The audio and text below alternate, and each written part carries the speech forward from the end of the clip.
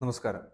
Cinema നയരൂപീകരണ സമിതിയിൽ നിന്ന് നടനും എം.എൽ.എയുമായ മുകേഷിനെ ഒഴിവാക്കിയേക്കും.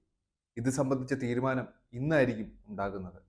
മുകേഷിനെതിരെ ആരോപണങ്ങൾ ഉയർന്ന സാഹചര്യത്തിലാണ് ഈ നടപടി ഉണ്ടാകുന്നത്. സമിതിയിൽ നിന്ന് സംവിധായകൻ ബി ഉണ്ണികൃഷ്ണനെ മാറ്റണമെന്നാവശ്യപ്പെട്ട് സംവിധായകൻ വിനയൻ മുഖ്യമന്ത്രിക്ക് കത്തും നൽകിയിട്ടുണ്ട്.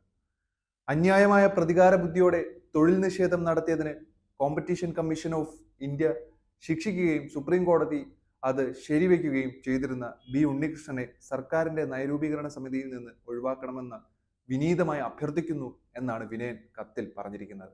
മലയാള സിനിമയിലെ തൊഴിൽ നിഷേധനത്തിനും രഹസ്യ വിലക്കിനുമെതിരെ കോമ്പറ്റീഷൻ കമ്മീഷൻ ഓഫ് ഇന്ത്യയിൽ പരാതി നൽകിയ ആളാണ് വിനയൻ.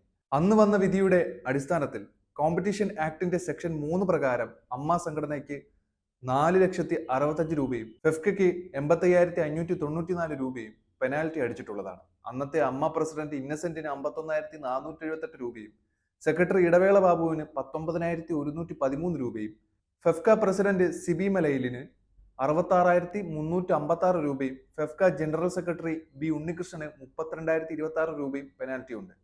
ഇതിനെതിരെ സംഘടനകളും വ്യക്തികളും സുപ്രീം കോടതിയിൽ അപ്പീൽ നൽകിയെങ്കിലും കോടതി അപ്പീൽ തള്ളി ശിക്ഷ ശരിവയ്ക്കുകയായിരുന്നു. ഷാജി എൻ കരുൺ അധ്യക്ഷനായ നയരൂപീകരണ സമിതിയിൽ സാംസ്കാരിക വകുപ്പ് സെക്രട്ടറി, ചലച്ചിത്ര അക്കാദമി സെക്രട്ടറി, അഭിനേതാക്കളായ മുകേഷ്, മഞ്ജു വാര്യർ, പത്മപ്രിയ, നിഖില വിമൽ, സംവിധായകരായ രാജീവ് രവി, ബി ഉണ്ണികൃഷ്ണൻ, നിർമ്മാതാവ് സന്തോഷ് കുരുവിള എന്നിവർ ഇതിലെ അംഗങ്ങളാണ്. വ്യക്തിപരമായ അസൗകര്യങ്ങൾ ചൂണ്ടിക്കാട്ടി മഞ്ജു വാര്യരും രാജീവ് രവിയും ഇതിൽ നിന്നും നേരത്തെ തന്നെ പിന്മാറി.